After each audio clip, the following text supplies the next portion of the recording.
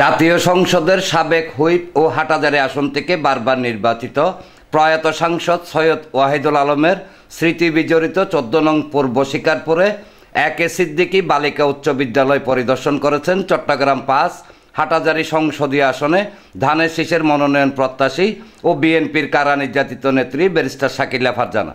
বুধবার সকালে তিনি স্কুলটি পরিদর্শনকালে সকল শিক্ষক ও শিক্ষার্থীদের সাথে কৌশল বিনিময় করেন এবং সাবেক প্রধানমন্ত্রী দেশনেত্রী বেগম খালেদা জিয়া ও বিএনপির ভারপ্রাপ্ত চেয়ারম্যান তারেক রহমানের সালাম পৌঁছে দেন।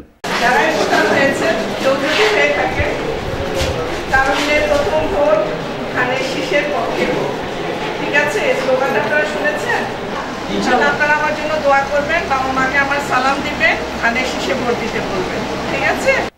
এ সময় তিনি নারী শিক্ষা প্রসারের উপর গুরুত্ব আরোপ করে বলেন, অগ্রগতির পথে নারীর যে যাত্রা তা আরও গতিময় করতে বেশি বেশি পড়াশোনা করতে হবে।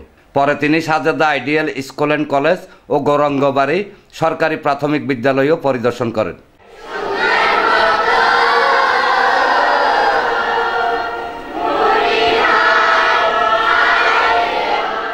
এ সময় শিক্ষার্থীদের অভিভাবকদের সাথে কৌশল বিনিময় ও ধানের শীষের লিফলেট বিতরণ করেন।